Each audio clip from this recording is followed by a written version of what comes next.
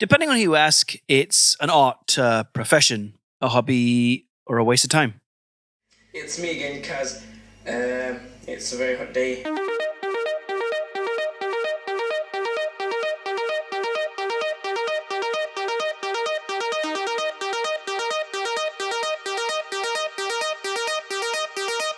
What is up, guys? Us again. What is up, guys? Me again. What is up, guys? Me again. What is up, guys? Me again. What is up, guys? What is up, guys? Me again. I've loved making films and being on camera for as long as I can remember. I've loved holding the camera for as long as I can remember. On camera, no one can tell me who to be. YouTube has allowed millions of individuals to become documentarians and overnight filmmakers to be able to chronicle our lives in a format that we desire. I love watching films. I love making films. Making movies is a process that gives an individual the power to make magic. A film doesn't have to be a 120-minute piece of work. This is a love story. Kind of.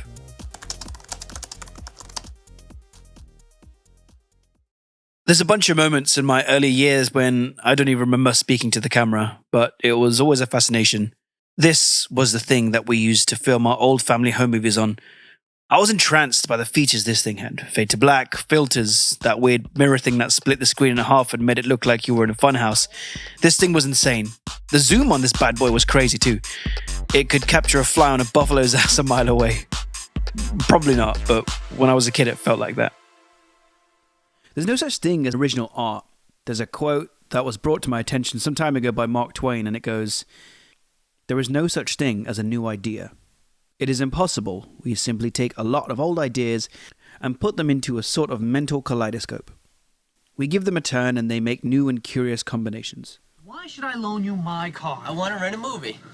You want to rent a movie? I want to rent a movie. What's that for? You work in a video store. The first time I was inspired to make something, to make a film, was when I watched Kevin Smith's Clerks for the first time. The idea that someone could make a film with no more than $15,000 was remarkable. It was a simple concept that resonated with me at the time, especially because I was working in a job that required me to have an excessive amount of exposure to customers. I'd endlessly dream about shouting abuse at customers, and Clerks showed me what would happen if I'd done that. Working in a supermarket for over half a decade made me despise being in the presence of some customers. It's probably why I found so much enjoyment in this film. Of course, working at the place also made me appreciate a customer-facing role. How do I feel about the new camera crew? You asking me what is that? Watching shows like The Office inspired me to make experimental stuff on YouTube. I created a web show where I played a fictional version of myself. I got some friends to help me film my own version of the popular show and named it, not so ironically, The Home. Okay. Seriously, let's go. So now, we are on our way. Need some help here.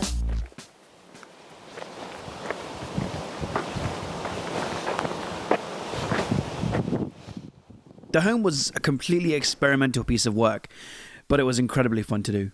There's like a million reasons not to start something. For me, not having the right equipment used to be all of them. I soon realized that this was a fast way to become an excuse artist. It took me some time to accept that at any one moment, we're likely to be surrounded by at least one form of device that allows us to record video. This is the door we use to go out and come in.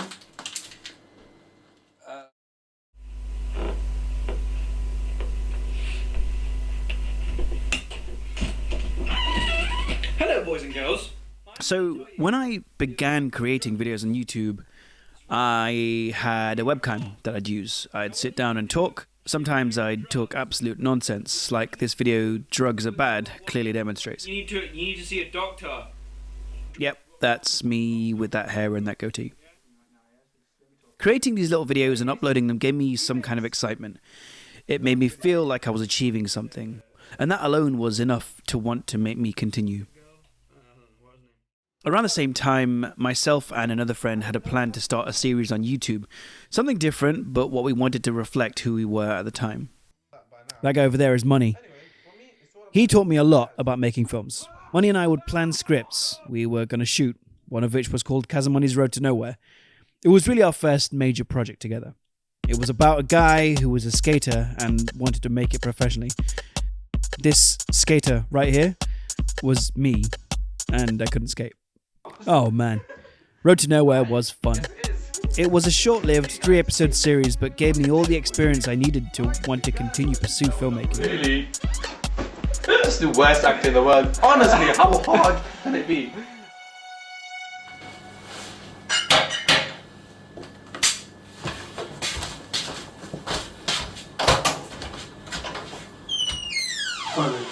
How you doing, dude? I'm good, man. You? Doing alright. You sure? Yeah, man. It was unfortunate I had to drag my friends into my offensive to the eyes and ears videos. One of our finest moments? Misunderstood. If you ever have 5 minutes spare and are feeling particularly low and need a laugh, I urge you to watch this. So I recently had a chat with my friend, co-star and co-director on the production of Misunderstood, and we spoke on what exactly Misunderstood was about.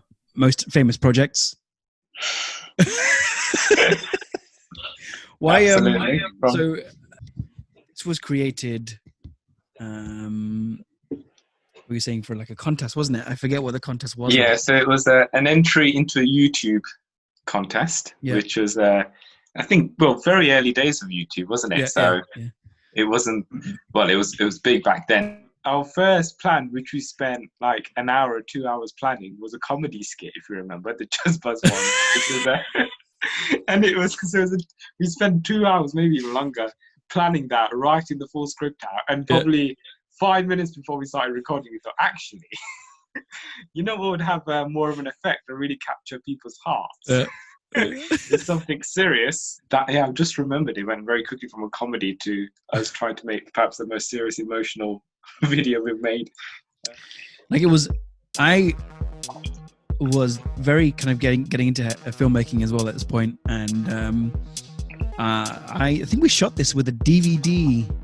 We shot this with a DVD video recorder, camcorder even. Yeah. And also shot it with. It was like a Nokia N95, I think it was. I was just gonna say N95.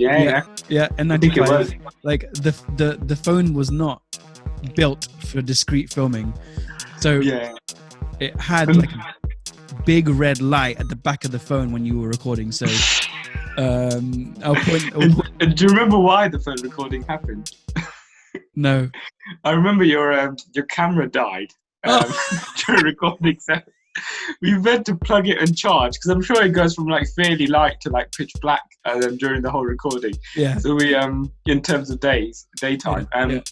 I remember we had to go put that on charge, and like you say, it was like the proper old school camera. So you know, you get 2 hours use after 10 hours charge. And so we thought, in between, why don't we just do this shot with the camera, and it'll just look so and so, and while the camera records, we'll do the final shot. So I think I remember it actually came about because the camera died, and that was our making do with what we had. There you go, guys. £6.95, please. Cheers. So, David, what is it exactly that you do? Well, I do these speaking gigs about how you can be a more successful person if you can put your mind to it. Think of me as a catalyst. So you're a motivational speaker. I prefer the term life coach to a room full of people. Yeah, it sounds like... Vagrant was the first flick that I took on, like a full production. Casting, directing, writing, all that. Along with money and a small crew, we made this film about a travelling motivational speaker who was trying to find something he lost a long time ago. Oh, wait. What? My sister's brother-in-law is friends with Kate's fiancé, and he wants to marry Kate. Well, they are engaged. That's kind of the idea. No, you don't get it. He wants to marry her. Next week. Being able to create something like Vagrant fed my desire to want to continue being a filmmaker. Creating something like this, telling a story and finding other people who wanted to be part of it. And this storytelling journey was an experience that allowed me to be able to create something on my terms, using my vision. Vagrant was created over a period of a few months in 2012, over 8 years ago now. The more I've created videos, the more I've understood that I'm able to make something that will resonate with people. Not necessarily the perspective of a character, but a narrative. I'm sorry, I just don't see a future with you. Kate, I don't understand.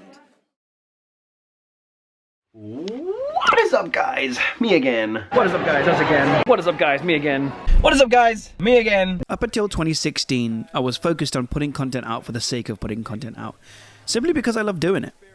As time went on, we progressed into an era where we became hung up on how many views or subscribers we gained. It became less about the content we created and more about these vanity metrics.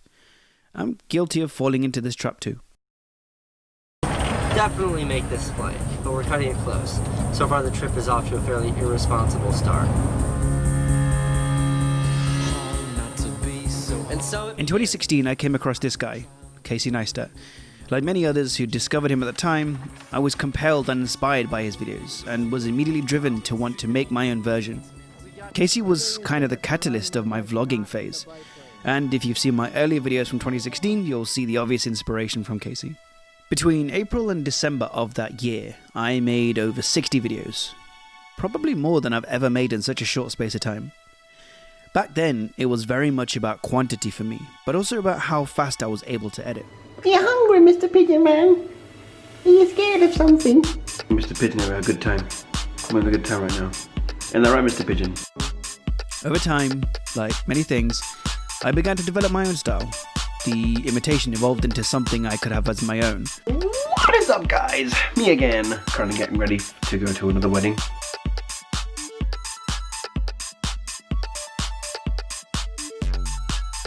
Over the years, I've tried a lot of different styles, but I've always wanted to stand out from the other creators, which isn't an easy feat, but it's something that we creators try and achieve. Not gonna lie, creating something almost every day was stressful. I did it because I thought it was the thing to do, that somehow through creating something every day I'd achieve some kind of digital success. Now it depends on your definition of success, of course, but back then, for me, I always said that the day I was recognized in public would be the day that I, quote unquote, made it.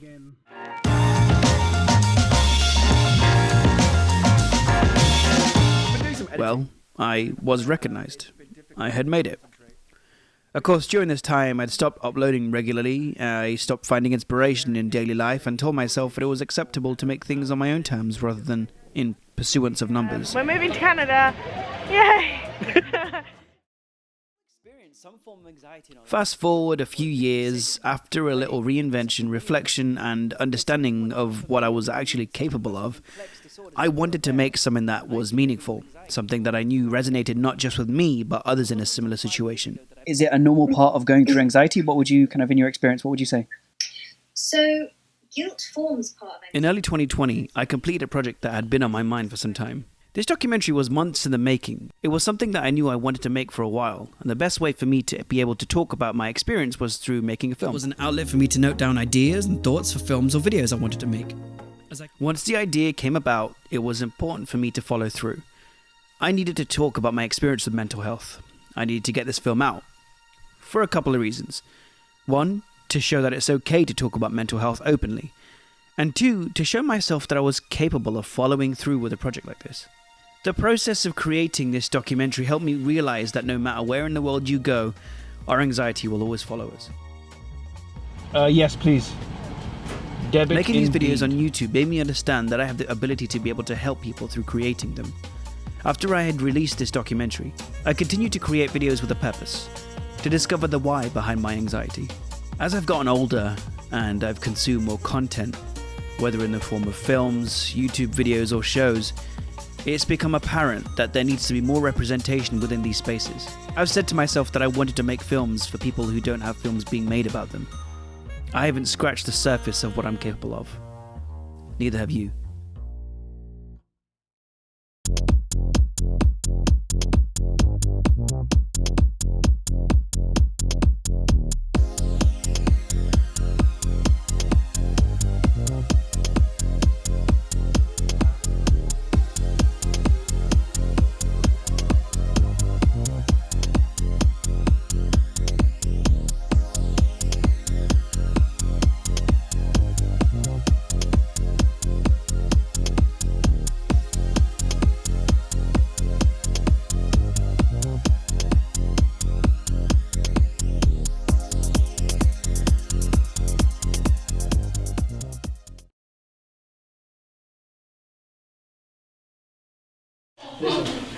This is just like healthy living. It's good living. But the thing is, you know, I like sweets, and after having something spicy to eat. Chum-chum. Is that sweet as well, isn't it? Yeah. Right, so... ચમચમ એટલે શું ખબર છે? Yeah, it's like જે પેલું રસગુલ્લા હોય ને રસગુલ્લા એ રસગુલ્લા જેવું જ હોય પણ રસગુલ્લા હોય એ લોકો મિલ્કમાં નાખે. So, okay, where's mine then? મને કે તમને નહીં ભાવે એટલે હું તો ખાઈ ગઈ એકલી. Okay, so why don't you get me some rasmalai or some secret stuff you know I like? At least be nice for a dessert for me. Mind you, I suppose I've still got Kim's birthday, the cake, haven't I? Yeah, you eating cake every day. So forget about your second. But the cake is there to be eaten. You can't just like let it waste away, can you? Can you? Are you gonna like let this like? જે માણસ માટે cake લાયા તા, બરાબર? Yeah. એ માણસ She's been eating cake it. બિલકુલ ખાતું નથી. Yes, Kim. Oh, I've been eating it every day. Kim has. Cake ખસતી કેમ નથી બોક્સમાંથી? Hello, have you bothered seeing it? There's a tiny bit left. Have you seen the cake? Mine. Have you seen how much is left? No. Well, have a look then. Exactly. Then you should ask these questions. The students all the time. મેં તો તમને કીધું હતું કે નાની cake મંગાવો. Hey, it's It is a really small hot. cake. Your suggestions are... This liquid is actually not very nice, you know.